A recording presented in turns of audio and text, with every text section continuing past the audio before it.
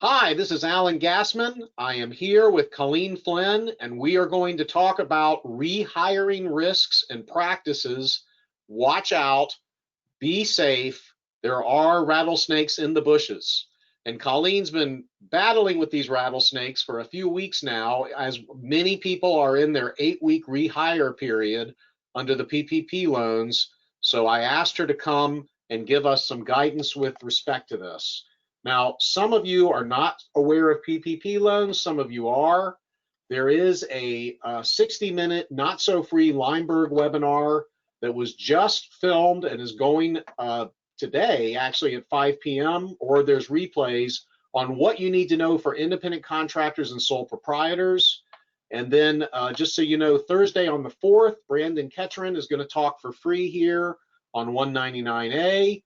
Ken Cotty is going to talk about planning for the single physician. That's mostly going to be asset protection, not dating techniques. And then we have an S Corporation talk coming up June 11, Charitable Remainder Trust June 18, and SCRATs for people with short life expectancy June 25th, and even more and more. Now, I'm really proud of Get Your PhD in PPP.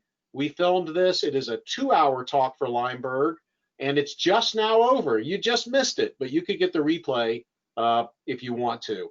If you don't know about PPP, I'll just give you maybe 4 to 5 minutes of background here. You borrowed money based upon 2.5 times your average monthly payroll, give or take.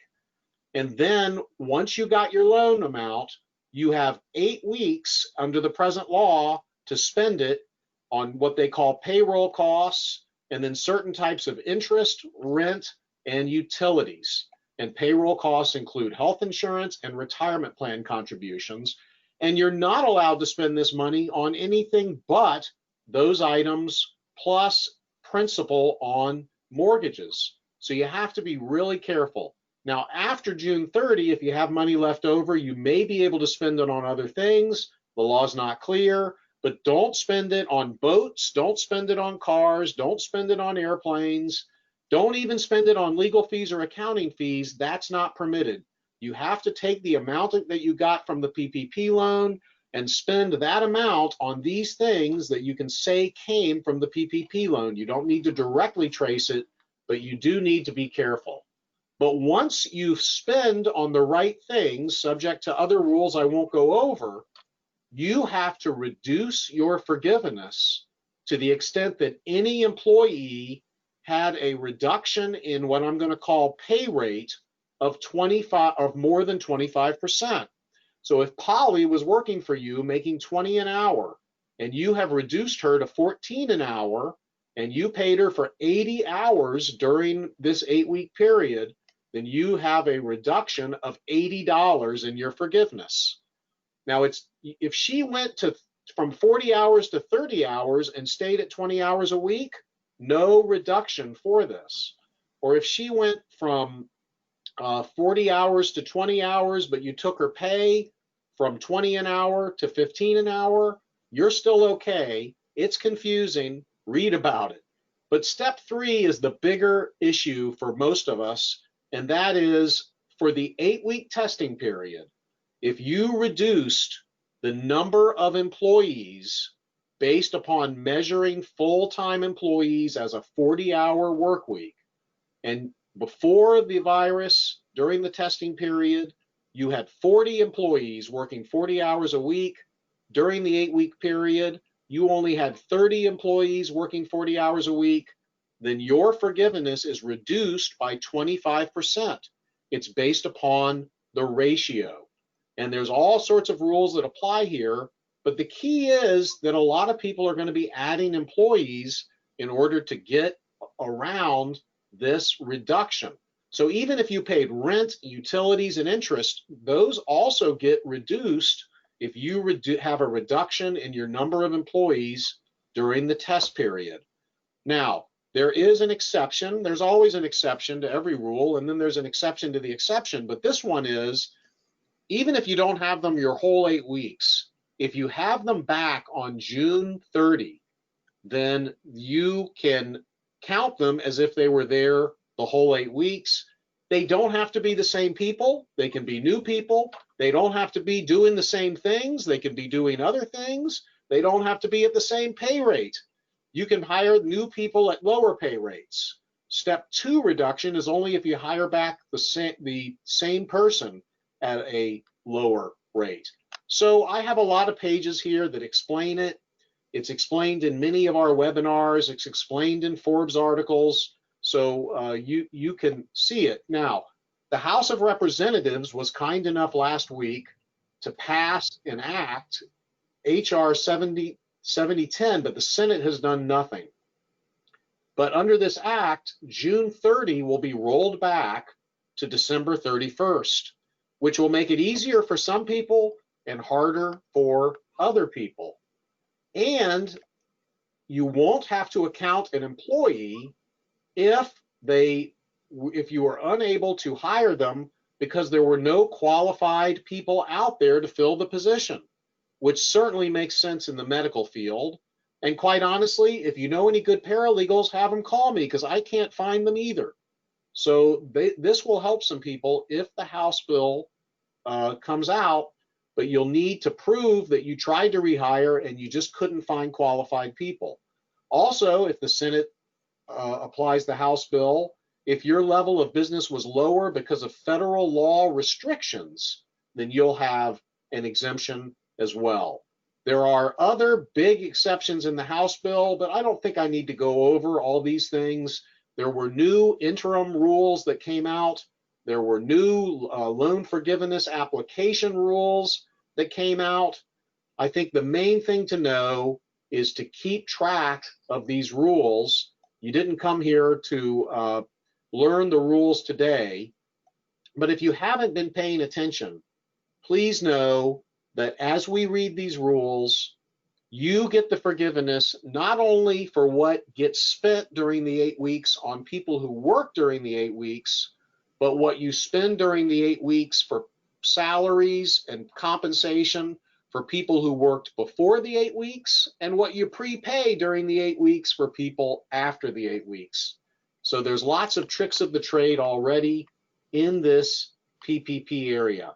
I want you to be aware that you can have personal liability for the PPP loan if it's not paid back, and if you broke any of the rules, and I have plenty of rules here. So make sure you understand that that same whistleblower who reports you to Medicare or Medicaid, or because of violation of any sort of OSHA rule or any sort of ERISA rule, can also whistleblow on you for the PPP program. So be very careful, and the attorney-client privilege will not apply to communications with your CPA. So if you think you have issues with your CPA, under the federal law, that's not protected. So no snide emails, please, about, oh, I didn't even need this money. It wasn't necessary at all. That would be illegal. So please be careful. This chart again explains the PPP rules. Page 20, if you're on a 2-week or 1-week payroll schedule, you won't have to count it based upon exactly 8 weeks from when you get your money. You can base it on your next payroll schedule. So all kinds of neat things here. One last neat thing, page 23. You can reimburse your employees for personal, family, living, or funeral expenses incurred as the result of the virus. You can deduct that from your taxes, and the employees do not have to pay taxes on that. It's not subject to employment taxes. It's not subject to pension plan matching. So, and I believe, not everyone agrees, but I believe that that also will get you PPP forgiveness. So during that 8-week period, ask your employees, what kind of expenses have you had as a result of this? More takeout food, more soap, more sanitizer, had to put a shower in the backyard so I could bathe outside before entering the house from the hospital. All of those things can go ahead and at least you're going to get your tax advantage. So I promised Colleen that I would only spend 5 minutes. Instead, I've spent a lot more than 5 minutes, but she will make up for it. By the way, if you want to buy the expense tracker that Kevin Cameron came up with, that Brandon Ketron and I helped him with, you've got the information here. Page 43, If you go to this link, there's a really good 60-minute walkthrough of the spreadsheet that takes you through all of these employee rules in excruciating detail. Kevin does a great job of it. You can email me if you want a PDF of the spreadsheet, and then you can do these calculations on your own. The spreadsheet is really beautiful. It's the best spreadsheet out that I'm aware of. Take it away, Colleen Flynn. She is an employment lawyer. She's with the second best law firm in Clearwater, Florida, and it's all yours. Wonderful. Thank you for having me, Alan, today. I appreciate it. There we go. So today I'm going to talk with you about some of the issues that my clients are facing as they're bringing people back to work. We kind of have two distinct ways that people are bringing their employees back to work. One are the folks who have sent employees to work from home for the past couple of months, and the others are those who may have furloughed or laid off employees, and now as Florida is reopening, they are able to bring some back. So the issues really that face both of these two groups of employers are similar. And so we want to make certain that everybody is, doing the best they can. We all understand that this is uncharted territory and there's no absolute answer for a lot of these things. But when we look at some of the statutes that have been passed over, again, these past 10 or 12 weeks, they do give us guidance. The issue that employment lawyers like myself are facing is that we've never had any cases. We don't know how the Department of Labor is going to enforce some of these things. We don't know how OSHA is going to handle all of these whistleblower claims that they're getting in. And so we just have to use our best judgment and our common sense is really what it comes down to in handling these employees. And we'll talk about it a little more, but making certain that, before we give an employee an answer to a question or before we, respond right away to one of their emails, that we're either seeking guidance or really thinking it through and thinking about, what law is that going to implicate? So with that said, the first issue I'll talk about is we're going to talk about compliance with the applicable laws and recommendations. And so we've got CDC, we've got OSHA, we've got local health department. Of course, we also have in Florida the governor's executive orders, which I saw earlier today. He's now going to allow bars to open at a certain percentage as well as theaters. So we'll see how that comes into play. As with everything else, he typically announces it at a press conference, and then later in the day we get the executive orders. So we'll see what the executive order says when it comes out before we give any guidance on that. But in Florida, we've had a lot of orders come out or guidance from the state that they've said that, certain types of businesses can operate at certain percentages. Right now, daycare and childcare is back to normal. Youth activities are back to normal. Of course, you could be somewhere where it's superseded by some local orders, but from a statewide perspective, those things are back to normal. Gyms are open at, I believe it's 50% or at a certain percentage right now. But we still, even with that, even following those governors' allowance that businesses can reopen, there still could be something that is deemed not a safe work environment. So even though you may be allowed to operate and the number of the bodies in the building may be okay, you could still run into OSHA problems. So we're going to talk about that really in detail. Also want to talk about how do we handle if we have suspected or positive cases in our workplace? What are our legal obligations? We want to talk about granting ADA accommodations. This one has had my phone ringing the past week. People who may have medical conditions that their doctor has advised them not to go back to work right now, and whether we owe them an ADA accommodation, or under the next bullet point, whether we owe them some kind of emergency paid sick leave or expanded FMLA or even regular FMLA. So there's a lot of laws that are coming into play here as we're heading back to the workplace. And then the other thing that people have been calling on is, okay, they know they can reopen, but they can only reopen at a certain percent. How do they make the decision who's coming back to work right now and who's going to remain furloughed or laid off if they took the layoff? So since we have about a half an hour, I think we're going to cover all those issues. And then, of course, you can always call us if you need us. Oops, I got a little ahead there. Okay, so late last week, I think it was Thursday, maybe it might have been Wednesday night, the CDC issued follow-up guidance for reopening of businesses. At the beginning of May, they had issued some guidance right when certain states, Florida, Georgia, started having some reopenings. But then last week, Thursday, they really issued some pretty hefty guidance on reducing to help businesses reopen, but yet try to still reduce the transmission among the employees. This guidance that came out last week is really focused more on office workers rather than on, let's say, manufacturing or homeless shelters or childcare. If you run any of those businesses or quite honestly, healthcare, there are specific guidances on the CDC website for specific types of business. So in addition to this general guidance we're going to talk about, which is more geared to law firms and CPA firms and, business, normal business office environment, you may want to go check their website and see what they're saying.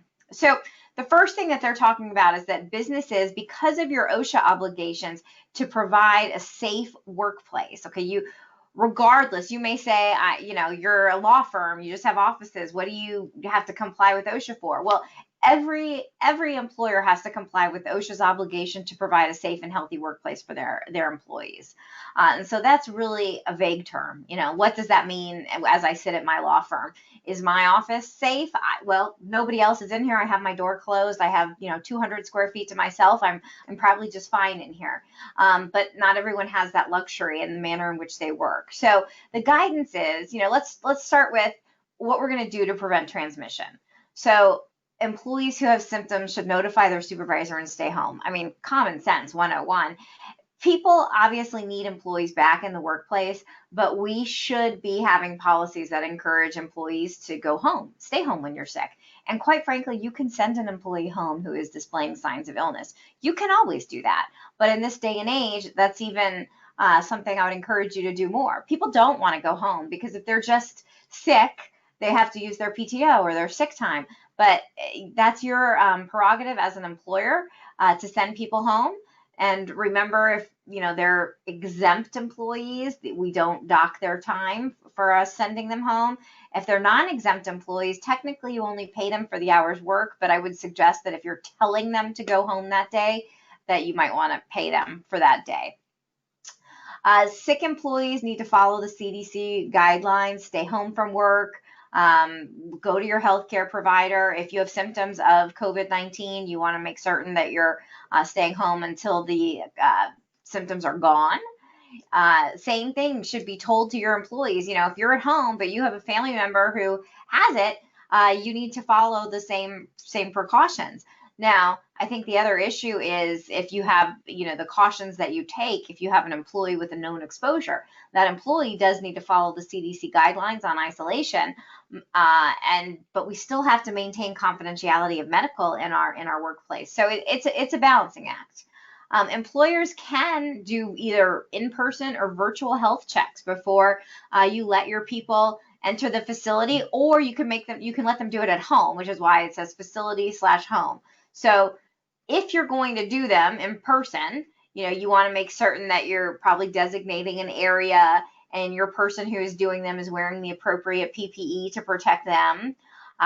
Whether you can do it behind a shield or whether the person can wear a shield with a non-touch thermometer. I will admit I have been going back to the gym where they do scan us with a thermometer before we go in. I know a lot of the camps in the county are scanning the kids before they go in. Same thing with employers. You are allowed to do that. But remember, because we're employers, we do have obligations to maintain confidentiality of medical records that is found within the ADA. So if you're choosing a person who may not normally be in HR to conduct some of these screenings, you need to give them the primer that, whatever they find, they don't tell anybody else that these are confidential records. If you can make the screening as private as possible, that's great. Don't make any determinations based on race, country of origin, things like that. Kind of goes without saying, but I know there's a lot of talk about, different groups are more predisposed than others. We don't want to make any assumptions based on that. So then the next thing we're going to do is, my computer's getting ahead. There we go. We want to really, and this should actually be done before we start calling our office workers back, identify where and how they could be exposed at work. We do have to provide the safe and healthy environment. So you're going to need to take a hazard assessment to determine what hazards are present in your office and what type of PPE are needed. Now, I'm using the term PPE because that's what's in the CDC guidance. There's differences between what's something that's truly PPE rather than just a face cloth, a cloth covering of your face. So, keep in mind, you may not need what we call true PPE, which is what's used by healthcare providers, as you sit in your office or even if you're in the common areas. But, the person who's screening and taking the temperatures and can't maintain social distance, they may need different equipment than just you and I when we're sitting in our offices or walking into the common area to get a drink of water or to use the restroom. And so the CDC talks about, engineering and administrative controls. What does that mean? Well, that means, you can't all be separated in the building. You can't all be living in a bubble. So what do you have to do? You have to determine who's at risk. What do we need to get for these people? And we need to train these people on its use. Now, do you need to train me on spraying hand sanitizer? I hope not. But there's also postings you should be putting up that are right on the CDC guidelines, reminding employees to wash their hands, use hand sanitizer, not come to work if they're sick. Post signs on the outside of your building if you're not doing checks. Don't enter our building if you have a fever, if you have a cough. You can require visitors to your building to wear a face mask. You can require them to use hand sanitizer before they come in the building, and you can deny them entry to your building if they're not doing that. So you have to determine what is going to keep your employees safe.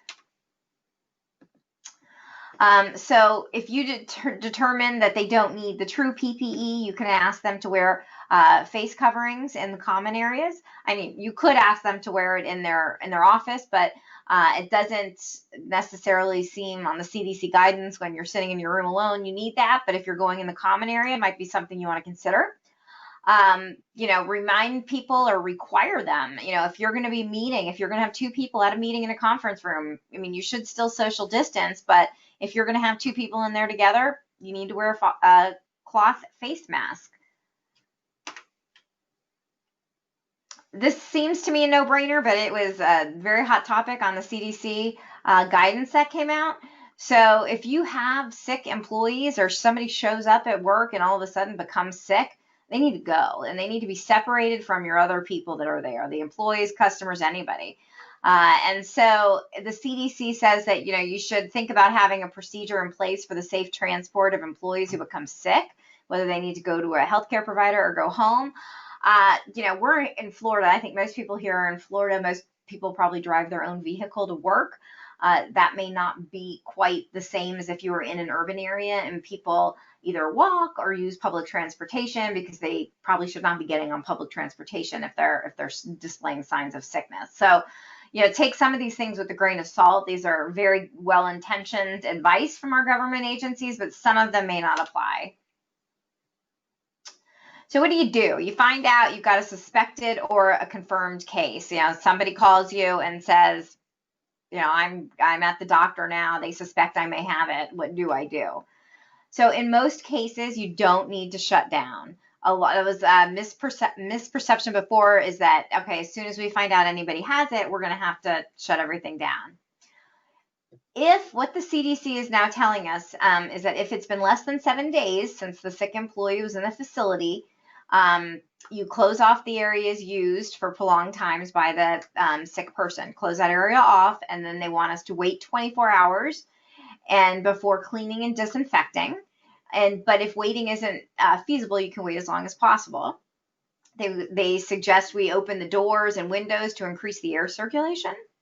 And then they tell us that if it's been 7 days or more since the sick employee, additional cleaning and disinfection is not necessary, meaning the special shutdown and super cleaning, but you still are going to want to enhance your cleaning during this period of time to make certain that, if you're an office that, the cleaning staff only came in on the weekends prior to this, you're going to need to probably step it up, provide bleach wipes throughout the office, hand sanitizer, all those kinds of things, so that we can provide a clean and safe environment, because now we know there's a hazard. So just saying, the cleaning folks will come in on the weekend and wipe it down, a little pledge on the desk, there does need to be cleaning because we do know about this. And so that would be one of the things that OSHA might take issue with. Okay, so let me hit the slide here. Oops. Okay, so if that happens, we also need to determine which employees may have been exposed to the virus and who we need to talk to about this. So here's sort of the kicker. We have to inform the employees of their exposure, but we have to maintain confidentiality. So we can't say to you, Mary, you were near Bob. Bob's told me that he has COVID-19. What we can just say is that I have to inform you as your employer that I am aware that you have been either exposed to someone who's a suspected case or is a confirmed case. We can't disclose the information. It would violate the Americans with Disabilities Act. So if we can, we need to instruct them to stay home for the 14 days, telework if possible, and otherwise self-monitor for symptoms. If these are folks who can't stay home for these 14 days, then we're going to get into our emergency paid sick leave and we'll compensate them as appropriate under that act. There are critical infrastructure workers such as doctors, nurses, things like that. There are special rules for those people and what you do if they have been exposed. So critical infrastructure workers, you still need to take action, but there are special rules and suggestions for you in the event that you can't pull all your employees out of the workplace for 14 days if somebody else does test positive, but you want to take a look at that. Let's say if you're a hospital or a doctor or even, any other kind of medical provider that is a critical infrastructure worker. So the CDC, has recognized that we're going to have to, for at least the current bit of time, change how we work at the workplace. So what do we do? So before we come back, we need to look at, can we modify furniture and workstations to maintain the social distance of 6 feet? I've been talking with a lot of employers who at one point in time had 2 people in an office who may have had stations of cubes. What do you do? What do you do at some of those, call centers where they have, lines and lines and lines of people sitting close to each other? Well, there's methods to use to physically separate employees. You can, tape off areas for employees. You can put dividers, but you're going to have to separate people. And so when you, look at banks of cubes, you may need to do every other cube if they're not having people facing. If they're facing and side by side, you may need to do every other and alternate. So, you really do need to take a look so that your folks can be socially distanced if at all possible. The CDC has also recommended that, looking at your air filtration system, the ventilation, increasing the airflow, improving air filtration, not using recycled air in businesses. I was explaining to my 11-year-old about the button in the car that recirculates the same air rather than bringing in the fresh air. And so it's the same thing. The CDC wants us all using the higher percentages of outdoor air. There are also high efficiency air filtration systems that the CDC is recommending. I realize these are obviously extremely expensive and cost prohibitive to some businesses. They want people to make certain that in restrooms, which are typically small enclosed areas, that the exhaust fans are working. And so, they really have been very thorough in their guidance, and it is very helpful. Again, changing how we work talks again about conducting these daily in person or make people do it virtually before they enter the office. I've had some discussions with people who are uncomfortable with letting employees self-monitor because of fears that, an employee may say, I have a little fever, but probably I was hot or I was outside and I'm still fine. So, people are, more comfortable taking the temperatures themselves. But, bear in mind, there are people who have the COVID-19 that do not have a fever. So it's not a foolproof way. Other things people are doing are staggering shifts, start times, break times, so that you're reducing the number of people in common areas. you can close down the common areas if you're lucky enough at your office to be like we are at Johnson Pope, where a lot of us have our own offices, and we don't really have a need to be in the common areas. We have not closed ours, but whereas I used to eat my lunch up there all the time, I now just eat in my office. So you can take steps. You can say no more than 3 people in the common room at a time. At the break room, you can say, you have to social distance in the break room. You can alternate tables. You can alternate chairs. I mean, you can dictate this stuff. You are the employer, and you are doing this for the employee's safety. So it is okay to say, I want you to wear a mask in the common area.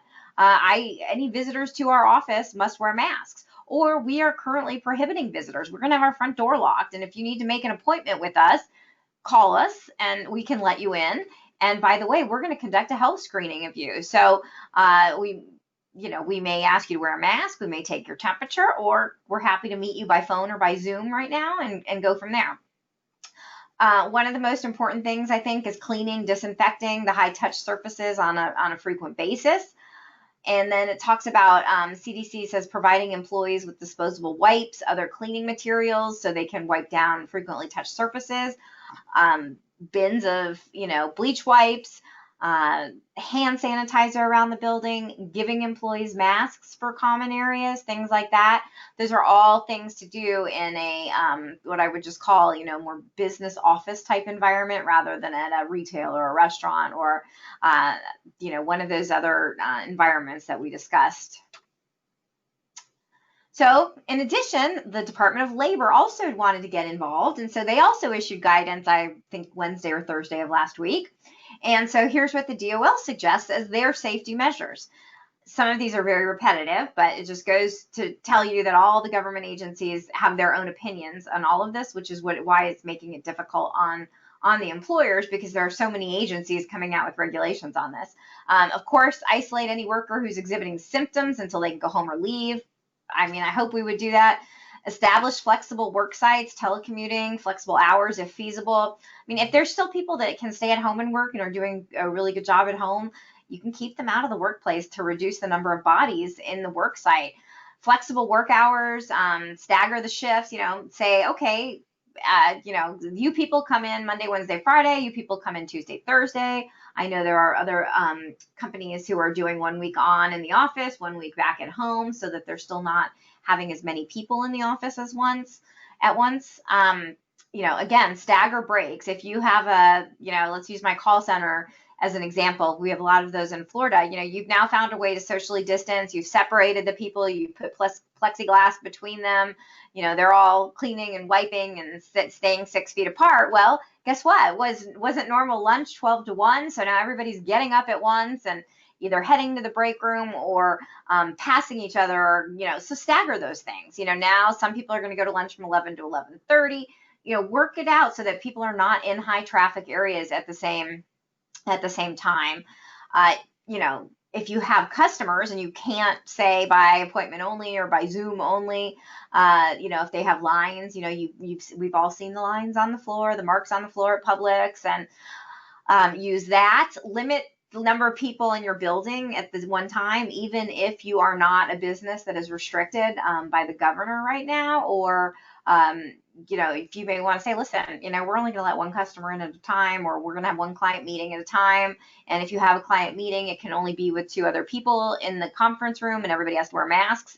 That's your discretion. The DOL also talks about moving, repositioning workstations, installing plexiglass.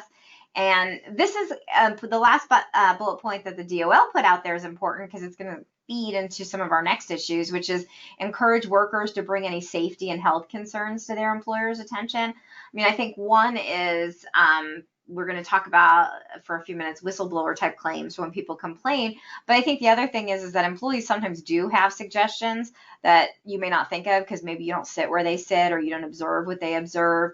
And, we don't want to make this, a tattletale environment. But if an employee comes to you with concern that another employee is coughing or sneezing all over them, usually we might say, come on, mind your own business. But in these days, we may walk down there and say, hey, Colleen, come on, get out of here. You can't bring these germs to work. So Lots of practical advice from these agencies.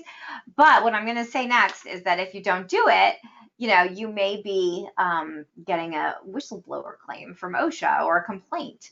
Other things, remind them to wash their hands. Okay.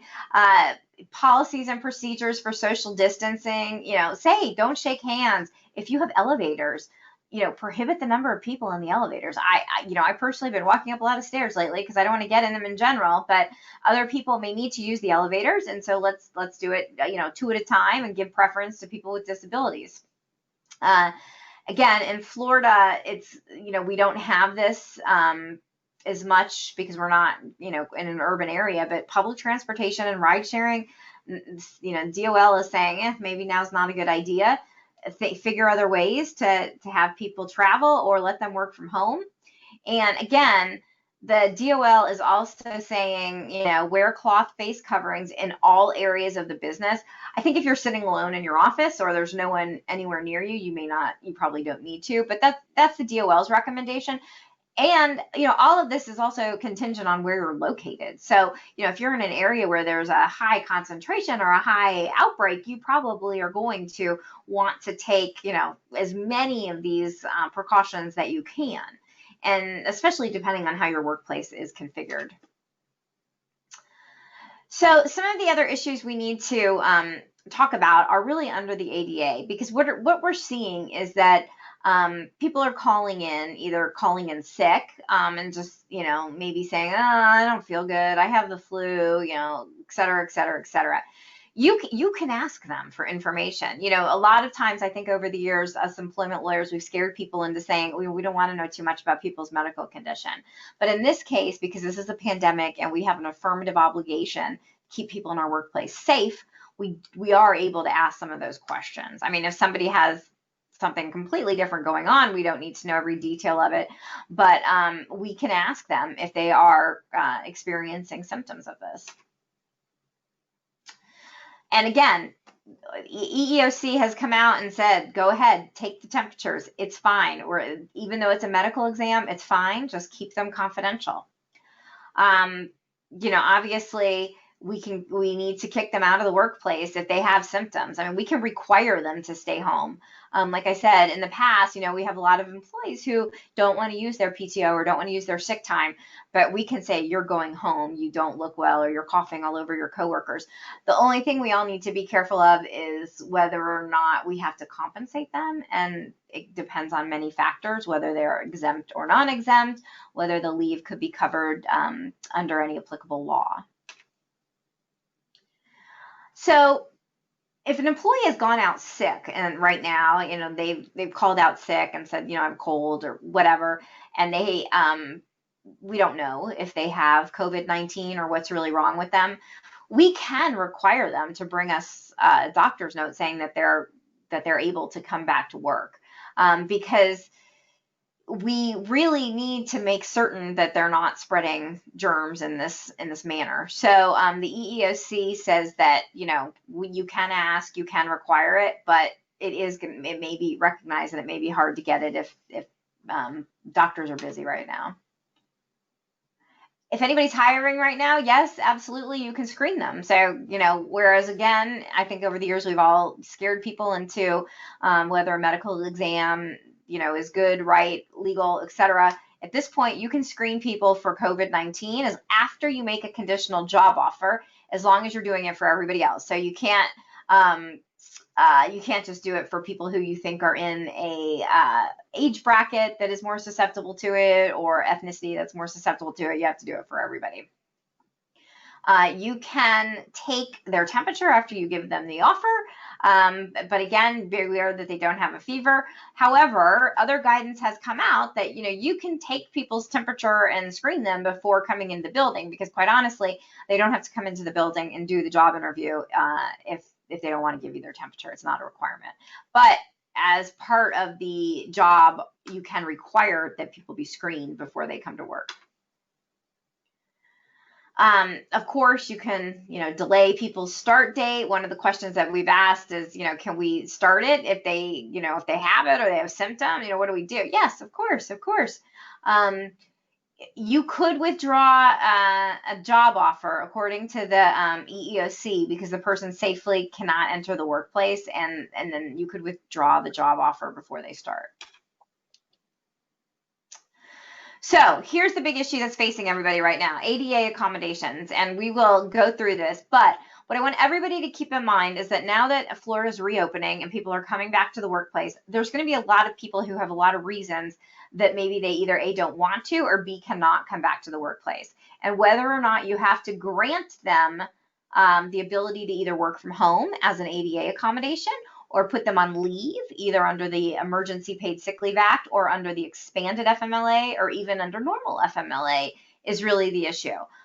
There are certain people who may just have fear and say, I'm not coming out of my house till there's a vaccine.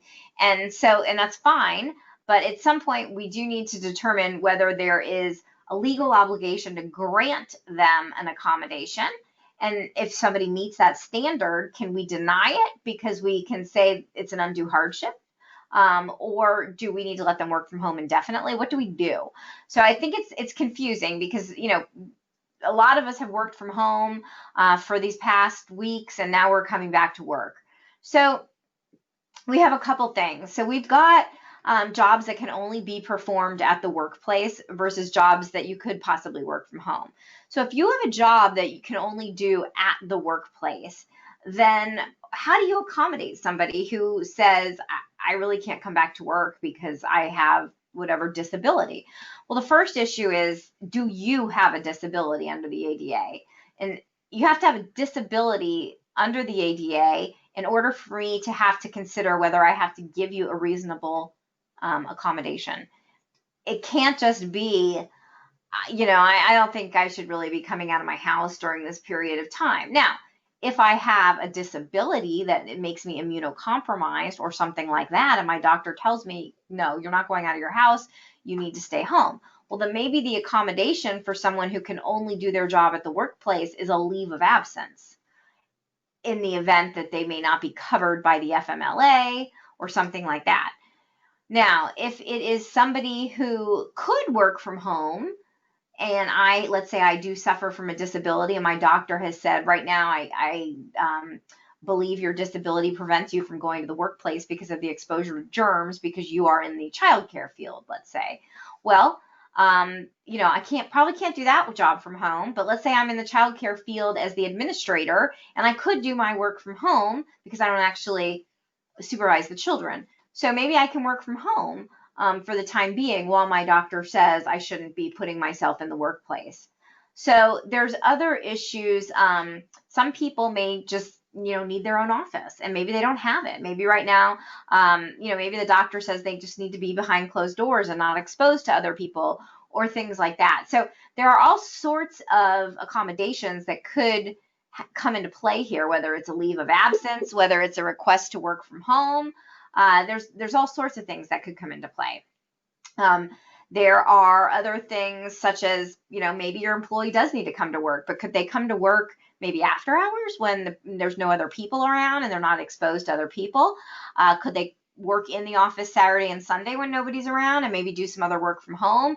Could they work part-time? I mean, there are other things. And so if you take anything away from what I'm saying is to be open-minded about this and not just say no or get frustrated, because that will then either result into some kind of either you didn't accommodate me under the ADA or you are retaliating against me for raising safety issues, or you're prohibiting me from using FMLA, expanded FMLA, emergency paid sick leave. So there are lots of reasons why you have to listen to people when they come to you with your concerns. I understand it's frustrating. I understand we're all under a lot of stress, but I do think it's very important.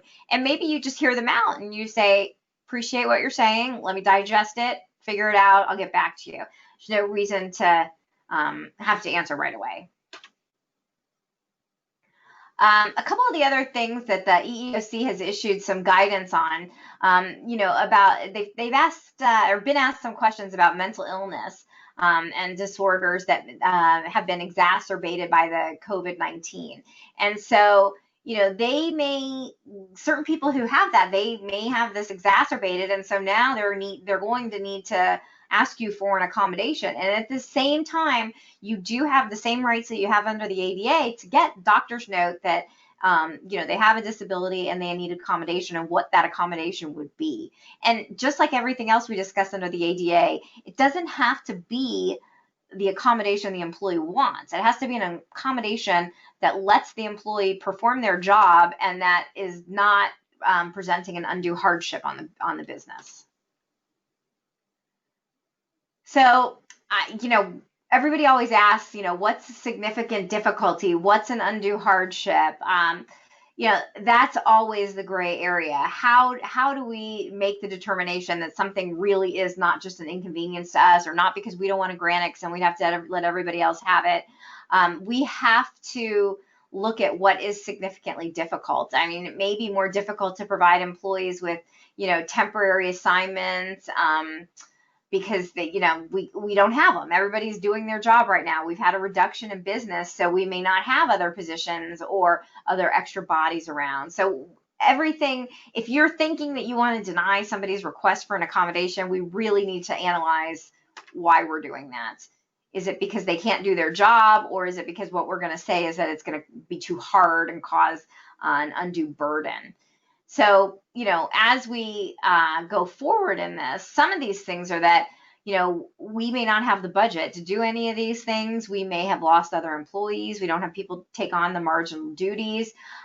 So, looking at the cost is going to be a little different than under normal times.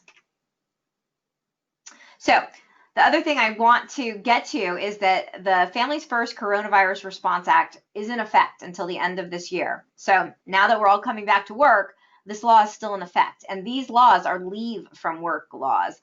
And in the FFCRA, there's the 80 hours of the emergency paid sick leave, as well as the expanded FMLA.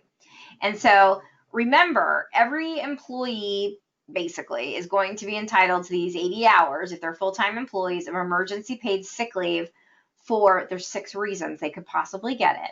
If they are subject to a state or local quarantine order, if they've been advised by the healthcare provider to self-quarantine. So that's probably, I've been exposed to someone who has it. My healthcare provider says you need to go quarantine. Number 3 would be if I'm experiencing symptoms, but I haven't had a test or haven't been able to get one. So those would be the first 3 reasons. You pay me my normal rate up to $5.11 per day for the 80 hours. So the next reasons are if I have to care for an individual who's subject to the quarantine order, care for my son and daughter if their school's closed, or the employee is experiencing any other condition by HHS, which we haven't gotten any conditions. So then I get my $200 a day. Let's see, it should be paid at 2/3 their regular rate, up to a max of $200 per day. And so if I will fix the slide before we send it back out, but it should say they're entitled to be paid their 2/3 of their regular rate on that slide. So what happens if we deny somebody this emergency paid sick leave? We can get held liable, just like we would under the Fair Labor Standards Act for not paying them. So that means they could get what they should have been paid under the Act. They can get liquidated damages, and they can get their attorney's fees. We also can't retaliate against people for taking the leave. So that's very important. We don't want people to be scared to take the leave, so you cannot retaliate. Expanded FMLA. This is when your employee cannot work or telework because they have to care for their son or daughter who's under 18 years of old, or the regulations came out and said if they have special needs or disabilities, the age 18 doesn't matter. If their school or child care provider is closed. So we've had a lot of camps closed down this summer. If your employee comes to you and says, I have no child care for my child, and you say, the governor opened it, I understand the frustration that you may feel, but if their child care provider is not available because of this, they're going to be entitled to take that leave. Now, they may have already taken a bunch of that leave when they needed to take to help their child with virtual learning. And so they only get 12 weeks. So once they've used it up, they've used it up. And if at the end of this 12 weeks, let's say, that comes June 15th, they're not going to have any left for the rest of the year. So, I think most people are being cautious about it. I will tell you, my child is at camp right now because Come this fall, I don't know if I'm going to need, some time off, because it's hard to telework and also be a teacher. So, be flexible. If your people can say, listen, I can work 3 days, my spouse or my mom or whomever will watch the kid the other two, be flexible with them. Let them use it in parts. You're allowed to. And so that way it's a win-win for everybody. So again, this expanded FMLA, 2/3 regular rate up to $200 a day. Before we move on to the return for furlough, I just want to say one other thing. So a lot of our folks I know who listen and our clients are small businesses under 50 who are not covered by the norm, what I'll call the normal FMLA. But if you are over 50 employees within the 75-mile radius, you're still covered by the normal FMLA. So even if you've run through emergency paid sick leave, we're good with there, expanded FMLA, it could still be an FMLA qualifying reason. Maybe that they're asking you for leave to care for, somebody else who's sick. They may not have COVID-19, but it may be their spouse is going through something else and needs leave. So make certain that you're not just stopping your analysis at the emergency paid sick leave and the expanded FMLA if you have more than 50 employees. So the one thing that a lot of people are asking, how do you know who to call back, especially if you're a larger employer and you're not sure how business is going to be, and so maybe you put 100 people on furlough or laid off 100 people, and now you think you can bring back 20. How do you choose without getting in trouble and not having somebody say you brought all X and not Y back? Well, I think the first thing that we do, just like when we're determining a reduction in force in employment law, is we determine what positions are crucial, what are necessary, what are we going to do right now? I mean, is part of our business closed? Is part open? Who do we need? Once we know, or once we think we know what we need for our business purposes, we want to start establishing the non-discriminatory criteria that we're going to use to bring some of these folks back. You can look at length of service. And that's obviously the easiest one. Okay, so we're going to look at who's ever got the most tenure in Class A. We're going to bring back 10% of them. Class B, different job, we're going to bring back 10% of those. Doesn't always work, because as people have been calling me and telling me, that's great, but this person could do job A or job B, and they've only been here 2 years, but they're a versatile employee, and I'd be better off bringing that person back rather than my tenure employee who can only do A and can never do B for whatever reason. So that's not a discriminatory reason. Also, if you've got employees who've had, documented performance issues, either disciplinary actions or just, poor performance, you can use that as criteria as well. So, really think through that. And when you're making those lists, then check yourself. Make certain that when you look at those lists, is anything discriminatory going on? Are you calling back all of one group or not another? Are you only calling back the young people? Are you only calling back the older people? Take a look, check yourself, see what it looks like. And then here's what's going to happen. There are going to be some people who either are not going to call you back, or they're going to have reasons why they can't come back. And so that's always the toughest. So, if somebody says, I'm hanging out with my family, I'm having a fine time on unemployment, I'm not ready to come back, what do you do? Well, if you're somebody who's bringing people back in waves, that's fine. I mean, you can say to them, I'm hoping this is wave 1 and we have more openings, and I'll reach out to you in wave 2, but I can't promise you that.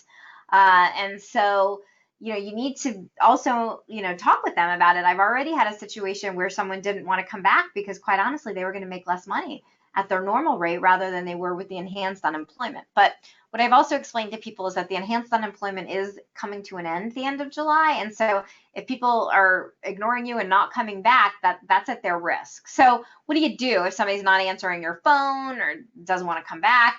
I think you then have no choice but to send them a letter that says, Dear Colleen, we are happy to say we're, attempting to get back to normal, and we're calling you back to work effective whatever date at your normal rate of pay, normal hours, and, we'll go from there.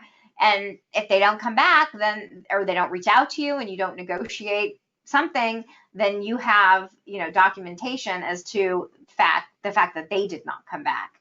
You do need to explain to them what's going to happen if they don't return from your furlough, especially if you are a furlough rather than a layoff situation, because you may have worked it out with your benefits provider that they could stay on your benefits during furlough, and that when the furlough period ends, they either need to come back to work or go on COBRA.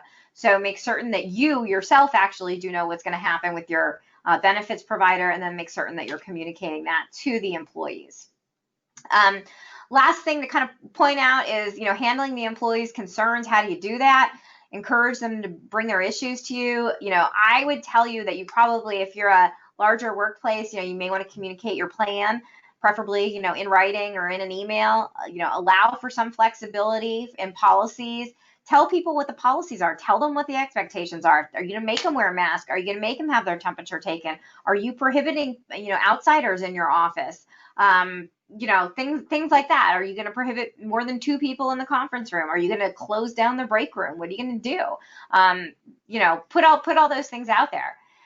But remember, it is illegal to retaliate because they report what they perceive as an unsafe and unhealthful working condition. So that could be a termination, a demotion, denying them overtime, reducing their pay, reducing their hours. So even if, let's say that their fear is you're following CDC guidelines to a T, you're following every single thing, you have 6-foot boxes marked off, and you've done everything you can. If someone comes to you and says, this is an unsafe environment because of X, Y, and Z, and you can't fire them because they have come to you to complain about that, because that would be retaliation. They may not be correct. You may not need to make any changes to your workspace, but you also can't take adverse action against them for doing that, because they have a legal right to speak with you about what they believe to be healthy working conditions. So just the last note before I let Alan wrap it up is, we've already seen some letters from some lawyers asserting some claims for violations of not paying the emergency paid sick leave, not granting Family Medical Leave Act, retaliation under, exercising their rights under the emergency paid sick leave. I've had an OSHA whistleblower claim already, which also results in a Florida whistleblower claim.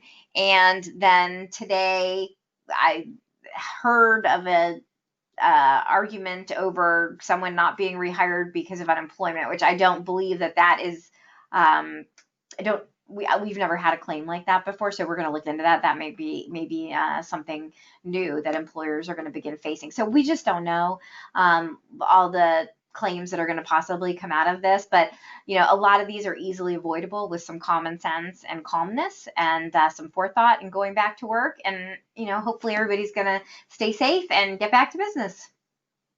Colleen, tell me about workers' compensation, which is the sole remedy for an employee who's injured on the job. Mm-hmm. So let's say an employee catches the virus on the job and it has a horrendous result in their health, and it turns out that the workers near them were not wearing their masks and were not washing their hands, and the office manager kind of knew that was going on and let it happen. Has that employer violated the law, and therefore they're not going to be covered by workers' comp, and they may have exposure for the illness? That is a great question. So under the Florida workers' comp statute, and I would pull it up here if I can pull it up quickly. There is a provision in there about what is an illness caused in the caused by your workplace rather than an injury. And so what the workers' comp I suspect carriers are going to be doing are going to be looking to see, are you at some kind of higher risk for your disease at your job versus somewhere else? Because it's going to be very hard for most people to say, okay, I got the virus, but I work in an office. But then the questioning is going to be, well, did you go grocery shopping? Have you been going to the restaurant? What have you been doing? So, yeah, I think when you look at the workers' comp statute in Florida, when it talks about illnesses, there's all sorts of regulations that exist that say that they look at, are workers in that group or that job more likely to get this illness because of the job. So I think it's going to be an issue when it all, we start going through this is, what did you do to provide a safe and healthy environment, and could something be deemed a workers' comp claim? But if it is and you were breaking the law, will workers' comp shield you, or you may have personal liability? Your business may have liability for the damages for that person catching the disease.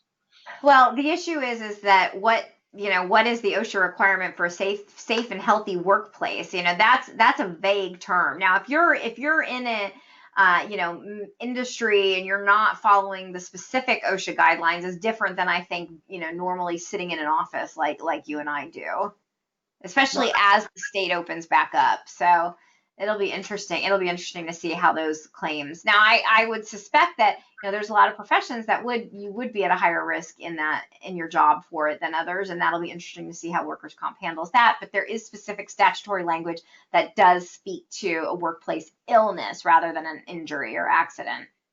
I see. Okay, well, everybody, thank you so much for enjoying our 45-minute talk. Usually we bill you for an hour, we only spend 45 minutes, but here you got a whole hour, advertises 45 minutes. You've got Colleen's email address here, you've got my email address. I love difficult questions sent to Colleen, copied to me.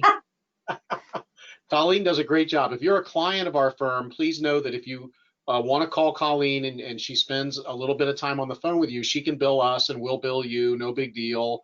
We don't mark it up or mark it down, but it's just a convenience for the clients and a way to not inconvenience Colleen. But we really do appreciate everybody who's attending, including Larry Stein, who sent me an email during the presentation that it may have a paralegal for me if I pay for her relocation. I'd be interested in that. Have a fantastic rest of your day. May the rest of the day be billable right up until the happy hour. Thank you. Bye, thanks.